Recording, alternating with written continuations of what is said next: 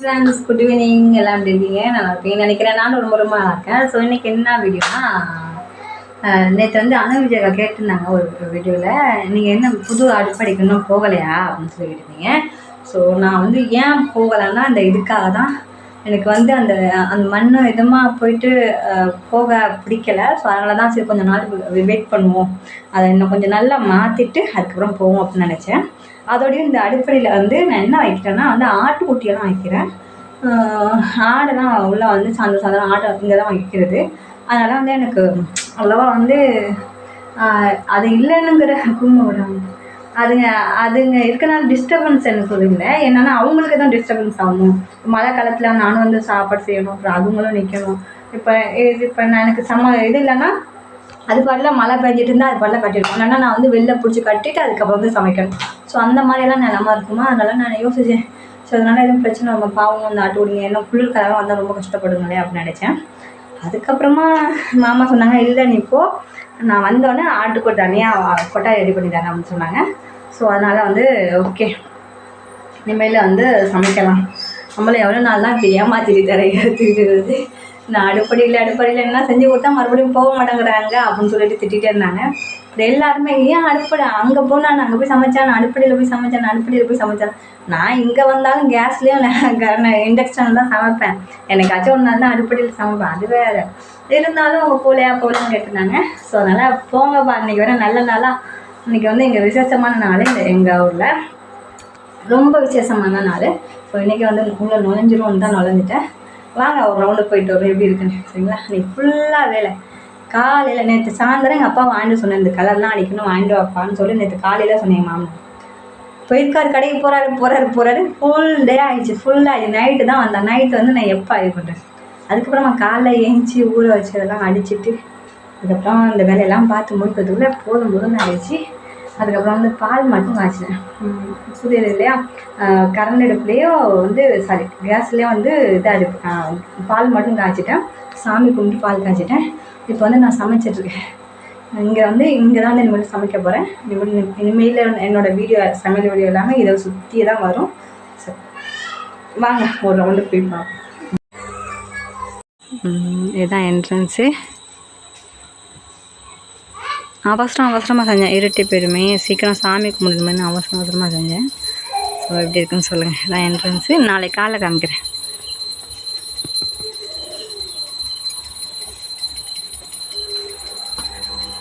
அப்படியே உள்ளே வந்தால் இவங்க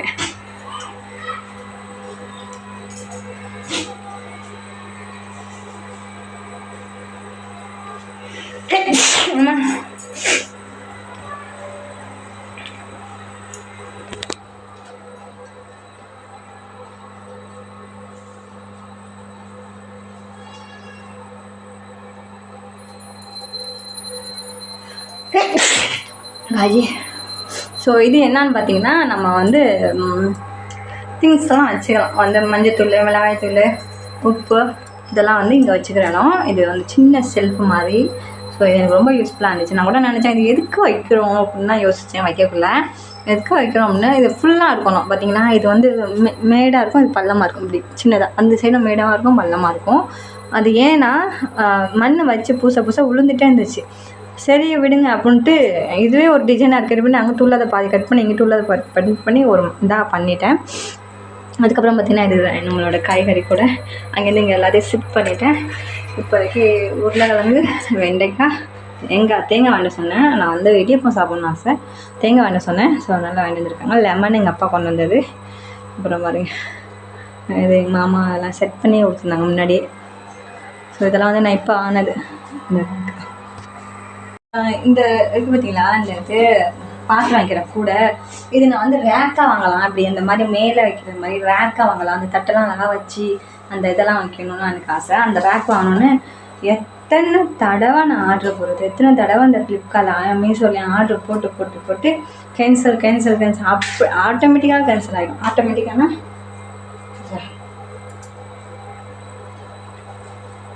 ஆட்டோமேட்டிக்காகவே கேன்சல் ஆகிடும். எப்படின்னா வந்து இங்கேருந்து ரொம்ப தூரம் இருக்குது. ஏன்னா வந்து அங்கே அவங்க நீங்கள் இருக்கிறதுக்கு என்னால் வர முடியாது, நீங்கள் வாங்க இங்கே வந்து என்ன வாங்கிக்கோங்க அப்படின்னு சொல்லுவாங்க. என்னால் வரவே முடியாது, போகவே முடியாது. இங்கேருந்து எப்படி போக முடியும்? இங்கேருந்து ஆட்டோ எடுத்துகிட்டு போகணும். போனால் எங்கேயும் போக முடியாது. அதை கேட்க விட மாட்டாங்க. வரீங்களா இல்லைன்னு கூட கேட்கல. அப்படியே நீங்கள் வந்து சிக்னலில் இருக்கீங்க, ரொம்ப தூரத்தில் இருக்கீங்க, எங்களால் கொடுக்க முடியாதுன்னு அப்படியே கேன்சல். அவங்களாவே கேன்சல் பண்ணி பண்ணி பண்ணி அதுவாகவே போயிடுச்சு. கடைசி வரைக்கும் வரவே இல்லை. அதுக்கப்புறம் பார்த்தோன்னா போங்கப்பா, உங்களால் தான் இவ்வளோ லேட்டாக எனக்கு. இனிமேல் இது கடையில் வெயிட் பண்ண முடியாதுன்னு ஸோ இது மட்டும் இந்த கூடை மட்டும் போயிட்டு கடையில் எடுத்துகிட்டு வந்தேன். அந்த கூடையும் அந்த மேலே வைக்கிற அந்த இதெல்லாம் எடுத்துகிட்டு வந்தேன்.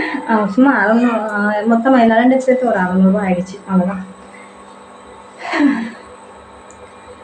அது எப்படி சொல்கிறது, எனக்கு நிம்மதியாக இருக்கும் இல்லையோ, என் மாமனுக்கு இன்னும் ரொம்ப ஹாப்பியாக இருக்கும். இன்றைக்கி அடுப்படியில் சமைக்க ஆரம்பிச்சிட்டேன் அப்படின்னு சொல்லிட்டு வந்து இது கோலம் போட மறந்துட்டாங்க. இது எப்படி நாளைக்கு மொழுவணும்னா தண்ணியில் மொழுவுற மாதிரி இருக்கும். ஸோ அதனால் கோலம் போட மறந்துட்டேன். பரவாயில்ல, நம்ம அது எடுத்து வச்சுருக்கேன். கோலம் போட்டோம். நேரம் காலையில் கோலம் போடணும். நான் ஒரு டிசைன் நினச்சேன், அது ஒரு டிசைன் வந்துடுச்சு. ஏதோ பரவாயில்ல இருக்கட்டும் அப்படின்ட்டு செஞ்சுட்டேன்.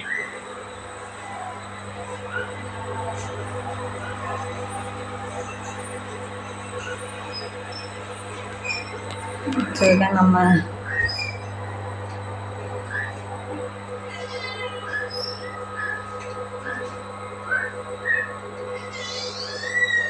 இந்த கோலம் எனக்கு சொதப்பிடுச்சு. அதுக்கு மேலே பெயிண்ட்டும் இல்லை, அது காவியும் இல்லை, கலரும் இல்லை அடிக்க.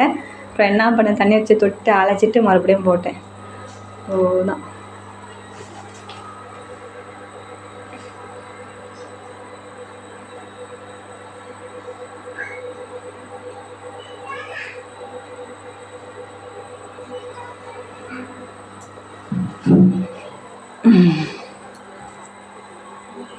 அப்பா வந்து கடைக்கு போயிருந்தாங்க. நான் அவங்கள்ட்ட வந்து ஃபோன் பண்ணி சொன்னேன், எனக்கு தண்டுக்கீரை வாங்கிட்டுப்பா சாப்பிடணும்னு இருக்குன்னு. இப்போ தண்டுக்கீரை வாங்கிட்டாங்க. என்னெல்லாம் கீரை சாப்பிடுன்னு சொல்லிகிட்டே இருக்கீங்க.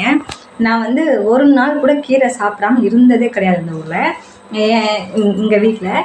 ஏன்னா நான் கீரை சமைக்கலைன்னாலும் நான் எப்படியும் சமைச்சிடுவேன். ஒரு நாள் இல்லைன்னா வாரத்தில் 2 நாள் 3 நாள் கீரை சமைச்சிடுவேன். அப்படி நான் சமைக்கலைன்னா இந்த 2 வீட்டில் எங்கள் சித்தி வீடு 2 வீடு இருக்குது. அப்புறம் என் ஓப்படியா வீடு 1, அப்புறம் வந்து என் மாமியார் வீடு 1, மொத்தம் 4 வீடு இருக்குது. அவங்க யார் வீட்லேயாச்சும் கீரை சமைச்சிடுவாங்க. முருங்கைக்கீரையாக இருக்கட்டும், தண்டு கீரையாக இருக்கட்டும், அதுக்கப்புறம் வந்து முள்ளங்கி கீரைன்னு சொல்லலை, முள்ளங்கி கீரையாக இருக்கட்டும், அந்த கடுகு கீரையாக இருக்கட்டும், அந்த மாதிரி 6 வீட்லாச்சும் ஒரு கீரை சமைச்சிடுவாங்க.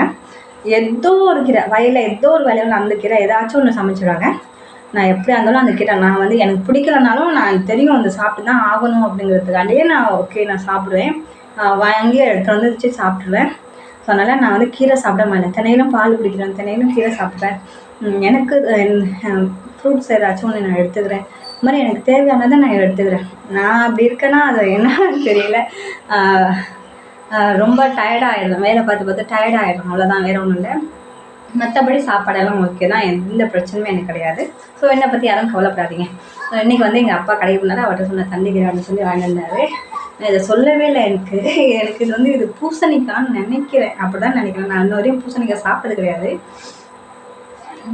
இது வரைக்குமே சாப்பிட கிடையாது. ஸோ யாராச்சும் இது எப்படி சமைக்கணும் கூட எனக்கு தெரியாது. எங்கள் அப்பா வந்து அவங்களுக்கு ஒன்று வாங்கினால எனக்கும் ஒன்று வாங்கிட்டு வந்தாராம். பூசணிக்காய் சாப்பிட்றது நல்லது, சாப்பிடு அப்படின்னு சொல்லிட்டு வாங்கிட்டு வந்துருக்காரு. பரவாயில்ல, சாப்பிட்டு தான் பார்ப்பேன் எப்படி இருக்கேன்னு. நாளைக்கு வந்து என் ஓப்பனியாரை கேட்டு என் நாத்தனா வந்திருக்கா, அவள்கிட்ட கேட்டுட்டு எப்படி சமைக்கணும்னு கேட்டுட்டு சமைச்சிட்டு சொல்கிறேன், சரிங்களா? நாளைக்கு இந்த கறி இந்த காய் தான் சமையல். எல்லாம் வெயிட்டிங்கில் இருக்காங்க, உள்ளே வெயிட்டிங்கில் இருக்காங்க. நான் வெளில கூட அவங்க உள்ளே நுழைஞ்சிடுறாங்க.